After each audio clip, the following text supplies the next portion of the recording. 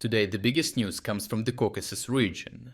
Here, as the United States prepares sweeping secondary sanctions on Russian energy exports, countries across the Caucasus are scrambling to end their dependence on Moscow before they get caught in the crossfire. What was once a stable sphere of influence is now collapsing, as former allies turn away from Russian oil, breaking decades of energy ties and dealing Moscow one of its most serious strategic defeats since the war in Ukraine began. Trump has signaled that his original 50-day deadline for Russia to halt its war may be cut short, with secondary sanctions hitting any country that continues doing business with Russian energy. However, recently, in a meeting with UK Prime Minister Keir Starmer, he floated a much shorter window of 10 to 12 days to force Moscow's hand. As he noted, it is already clear Russia has no intention of stopping the war. What this means is that if Trump follows through, the US will sanction not just Russian exports, but also any country buying Russian oil, gas or mining exports. Draft legislation from Republican lawmakers suggests penalties as high as 500%, and with over 85% support in the US Senate, countries buying Russian exports now face a stark choice: cut ties or face massive penalties. For many post-Soviet states, that's already triggering a full-scale rethink, nowhere more so than in Armenia, where the pivot is already underway.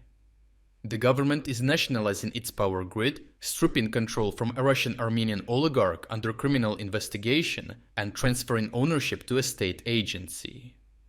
At the same time, Armenia's infrastructure minister has opened direct talks with Turkey to explore new energy links, such as expanding cross-border electricity lines, integration into Turkish gas transit networks, and participation in regional pipelines, like the Southern Gas Corridor.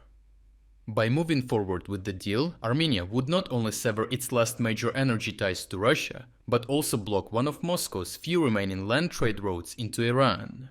In short, Armenia is burning its bridges and removing dependence on Russia, and even if it means increasing their dependence on Turkey, officials seem to prefer that risk over staying tethered to the Kremlin's fate.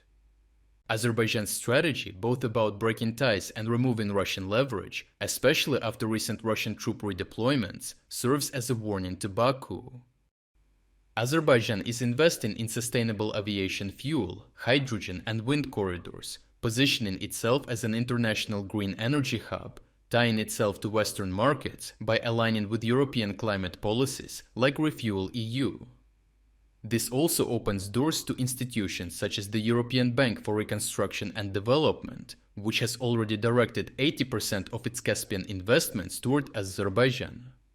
The deeper Azerbaijan embeds in Western energy networks, the more it gains informal security guarantees, making it harder for Moscow to use military threats or grey zone tactics without provoking wider blowback. Taken together, the realignment underway in Armenia and Azerbaijan reflects not just isolated national pivots, but a broader collapse of Russian leverage across the region, where Moscow's former influence is giving way to a new energy order shaped by Western-backed infrastructure. If US secondary sanctions take effect, the cost of staying loyal to Russia will spike. Trade barriers, blacklists, and economic fallout will outweigh any short-term gains from cheap Russian oil or gas deals. Energy independence is not just a safeguard from this, but it provides access to new financing, long-term trade deals, and integration into Europe's regulated energy and climate networks, giving these countries a more stable and growth-oriented alternative to Russian dependence. Even Armenia, once seen as one of Russia's most reliable clients, is abandoning that model in full view. Overall, the looming sanctions have forced Russian regional allies to choose between loyalty and survival, and most are already walking away. Secondary sanctions on Russia do not just hurt revenue, they dismantle long-standing dependencies, strip away leverage, and erase Russia's relevance as an economic partner.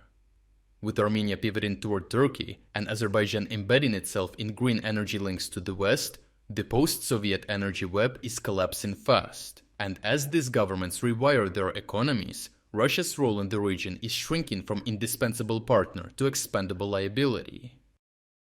If you are against the invasion of Ukraine and you want to support the work that I'm doing, consider subscribing to our own independent news website.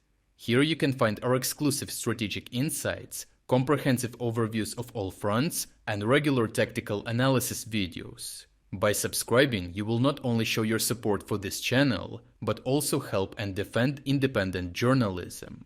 The link to our website is in the description. Thank you for watching this report, and I appreciate everyone who stepped up to join us.